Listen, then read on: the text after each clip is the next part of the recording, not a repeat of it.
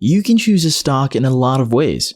A chimpanzee could be taught to throw darts at the financial section of a newspaper to choose a random portfolio. About half the time, the chimp would triumph over Wall Street. There are simpler ways to choose stocks though. If raising chimpanzees isn't really your thing or simply can't locate a newspaper, this we'll talk about today. Hey, welcome to Stock Market Mate. Today we'll discuss how to pick stocks and we'll list 7 key factors that will help you find the very best.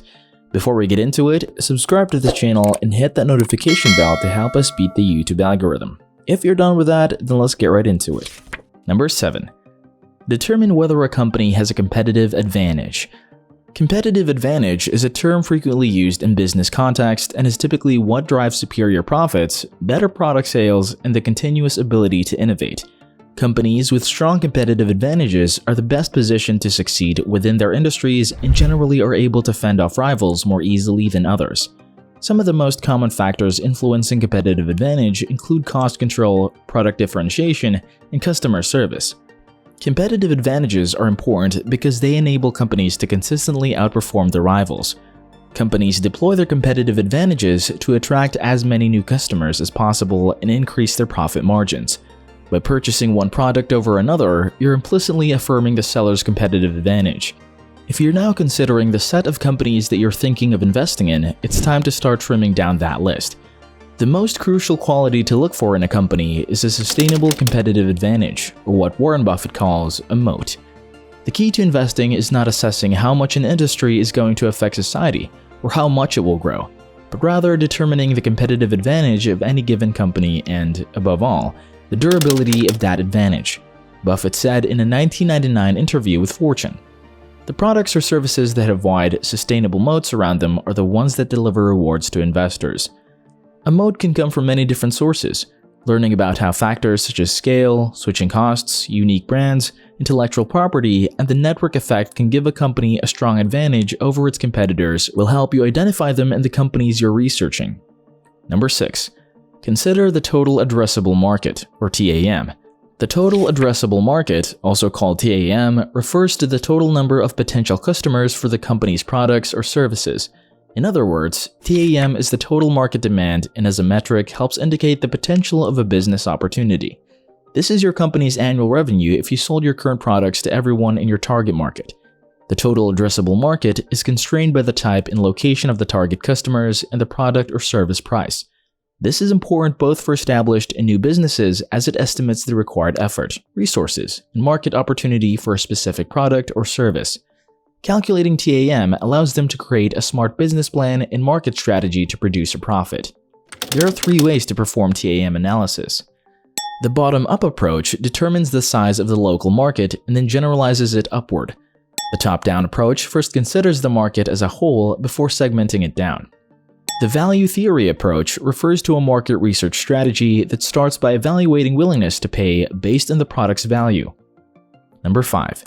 Take a look at the company's management team. Strong management is the backbone of any successful company. Employees are also very important, but it is management that ultimately makes the strategic decisions. You can think of management as the captain of a ship. While not typically driving the boat, managers direct others to look after all the factors that ensure a safe trip. Theoretically, the management of a publicly traded company is in charge of creating value for shareholders.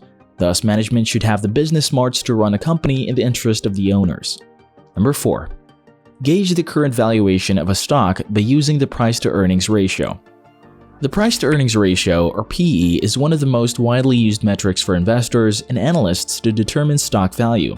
In addition to showing whether a company's stock price is overvalued or undervalued, the PE ratio can reveal how a stock's valuation compares to its industry group or a benchmark like the S&P 500 index. The PE ratio helps investors determine the market value of a stock as compared to the company's earnings.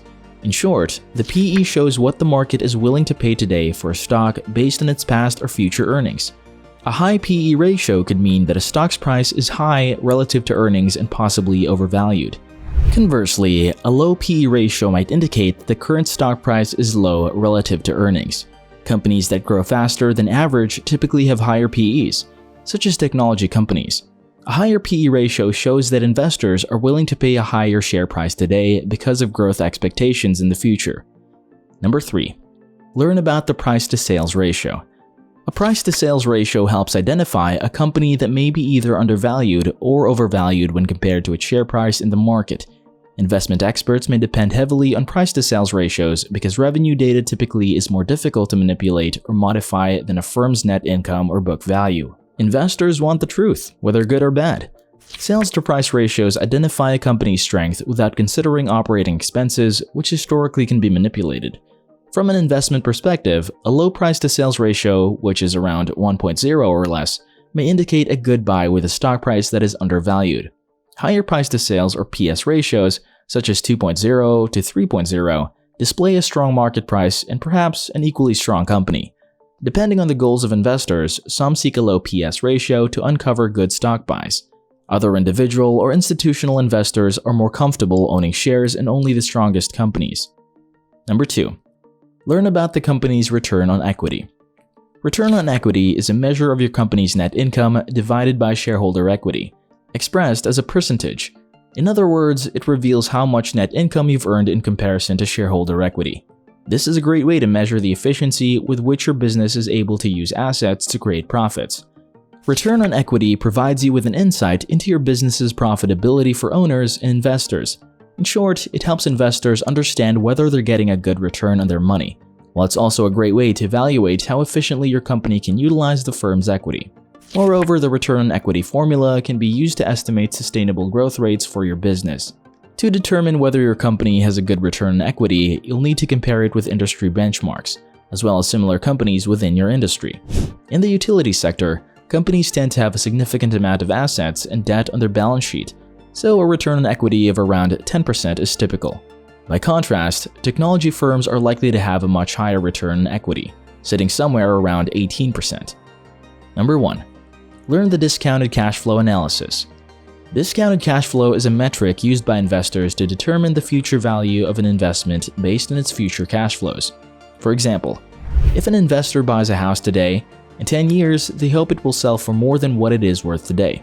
But that's not the only income or expense generated by the property. If the home is utilized as a rental property, cash comes in. If the investor plans a renovation, money goes out. All of this is cash flow. It helps determine the future value of a home for an investor. The discounted cash flow helps investors figure out what the future value of the cash flow is. Discounted cash flow helps investors evaluate how much money goes into the investment, the timing of when the money is spent, how much money the investment generates, and when the investor can access the funds from the investment. And that's about it for today's video. If you found this video helpful, kindly click the like and subscribe button. Also, you might want to leave a comment below. We love hearing from you. Thank you for watching, and we'll see you in the next video. If you enjoyed this video, you're going to want to watch one of these two videos right here. Enjoy!